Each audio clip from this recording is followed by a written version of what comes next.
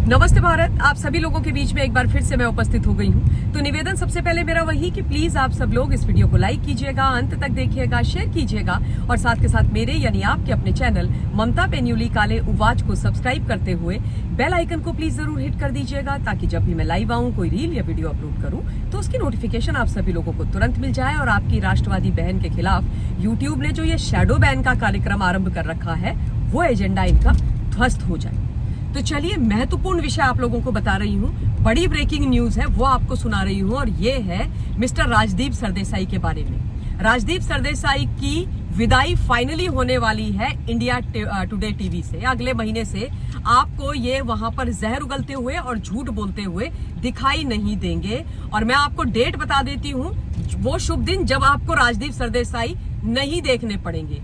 दिन है 24 मई 2025, यानी 24 मई को राजदीप सरदेसाई को जो खबर आ रही है वो ये कि इंडिया टुडे ग्रुप वाले कह रहे हैं कि बस अब आप जाइए, tata bye bye, thank you very much, we don't want to continue with your services.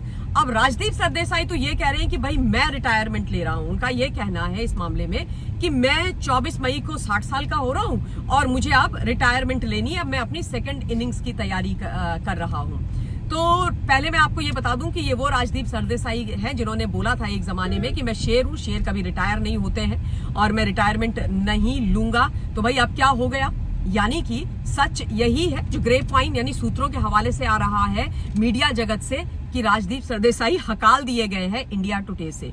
अच्छा, दूसरी जो इनकी सेकंड इनिंग की खबर है उसमें ये कहा जा रहा है कि ये भी अपनी धर्म की पत्नी की तरह पॉलिटिकल पार्टी ज्वाइन करने के लिए तैयार है। ना, ये टीएमसी नहीं जाएंगे, क्योंकि टीएमसी का कोटा तो सागरिका घोष खा गई है राज्यसभा का। खबरें आ रही हैं कि ये राहुल गांधी की शरण में जाएंगे, मैडम सोनिया जी की चरणों में बैठने वाले हैं और वहां पर ये अपना नया करियर यानी राजनीतिज्ञ का आरंभ करने वाले हैं। खैर, ये तो कांग्रेस के ही नेता रहे हैं, ये कभी भी पत्रकार तो थे ही नहीं। उन्हीं के लिए ये पत्रकारिता के नाम पर उनका झूठ, उनका फेक नैरेटिव पेडल किया करते थे। लेकिन अब खबर है कि भाई ये खुल के नेताजी बन करके सामने आने वाले हैं।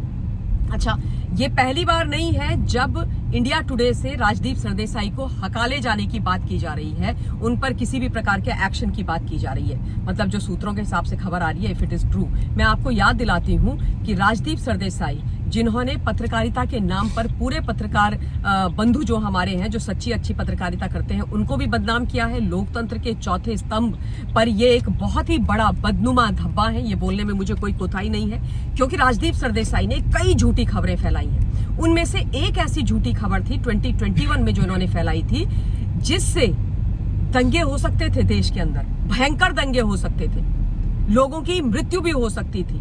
बहुत बड़ा क्राइम राजदीप सरदेसाई ने किया था और वो था, आपको याद होगा, 26 जनवरी को यानी गणतंत्र दिवस पर हमारे पूरे दिल्ली को जैम करने का प्लान बनाया था टिकैत एंड गैंग ने। भारतवर्ष के अन्नदाताओं यानी हमारे किसान भाइयों को बदनाम करके उनके कंधे पर अपनी राजनीतिक बंदूक को चलाते हुए पूरे दिल्ली के अंदर इन्होंने बोला था कि हम ट्रैक्टर रैली करेंगे और गणतंत्र दिवस का जो कार्यक्रम है उसको होने नहीं देंगे। और ये लोग ट्रैक्टर्स लेकर के आए भी थे दिल्ली के अंदर, है ना। और रक्कस इन्होंने पूरे दिल्ली में काटा था। लाल किले के चारों तरफ ये लोग फैल गए थे, पुलिस वालों को इन्होंने मारा था, पुलिस वालों पर इन्होंने अटैक किया था। और उस समय जहां पर ये लोग हल्ला तमाशा कर रहे थे, ये किसान नहीं थे, मैं आपको ये बात स्पष्ट कर देती हूँ, ये दंगई किस्म के लोग थे। आप सोचो, भारतवर्ष का जो अन्नदाता है, जो किसान है, वो कभी भी 15 अगस्त 26 जनवरी के दिन, जो हमारे लिए सिर्फ तिथियां नहीं है, हमारे पावन पर्व है, उस पर इस तरीके का तमाशा करेंगे, नौटंकी करेंगे? राष्ट्रीय राजधानी के अंदर कभी नहीं करेंगे। वो ये ऐसी सोच उन्हीं लोगों की हो सकती है जो देश के खिलाफ सोचते हैं, जो अपनी राजनीति करते हैं किसानों के, जवानों के नाम पर। तो राजदीप सरदेसाई गए जहां पर ये ट्रैक्टर रैली का तांडव किया जा रहा था और वहां पर इन्होंने बोला कि मैं ग्राउंड जीरो से रिपोर्टिंग कर रहा हूं। और रिपोर्टिंग के दौरान राजदीप सरदेसाई ने बोला कि यहां पर एक व्यक्ति की मौत हो गई है, एक युवा की मौत हो गई है और पुलिस की गोली लगने से उसकी मौत हुई है। गोली पुलिस ने चलाई और उसके बाद व्यक्ति के सीधे सर पर गोली लगी और उसकी मौत हो गई है। मैंने देखा है, मुझे जो चश्मदीद है उन्होंने भी ये खबर बताई है। और नाम था उस व्यक्ति का नवनीत सिंह या नवदीप सिंह, और उसकी मौत हुई थी। खूब इन्होंने इसको एम्पलीफाई किया था।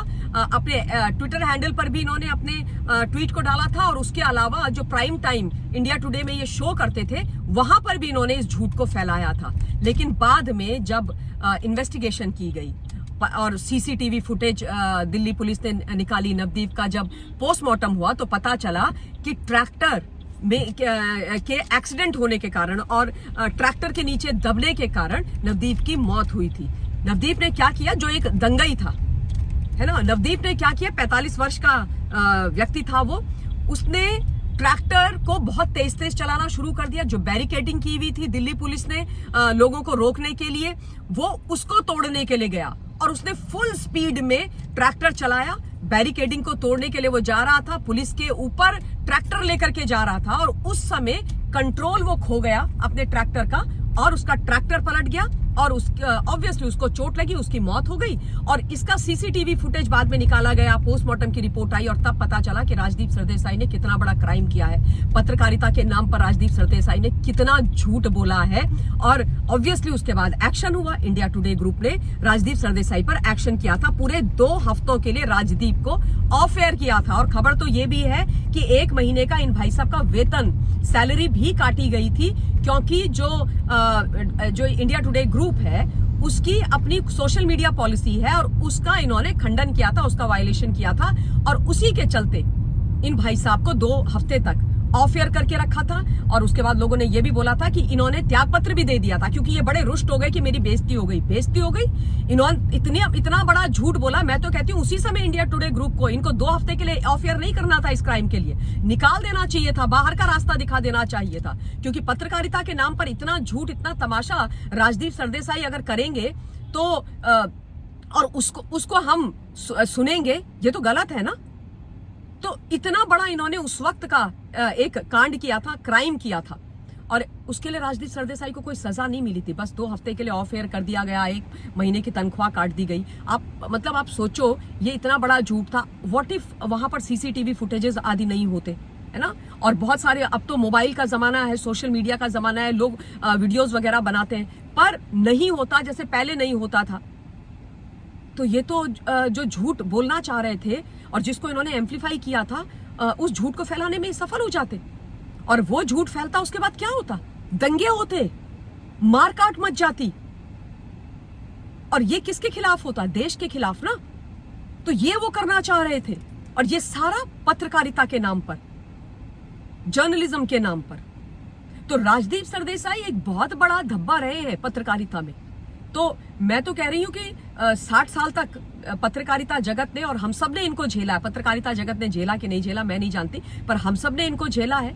ये फाइनली जा रहे हैं, छोड़ के जा रहे हैं, इनको हटाया जा रहा है। मुझे नहीं पता, वैसे भी इंडिया टुडे ग्रुप और आज तक से काफी लोग अभी इधर उधर हुए हैं। खैर, that's their personal matter, I don't want to get into that.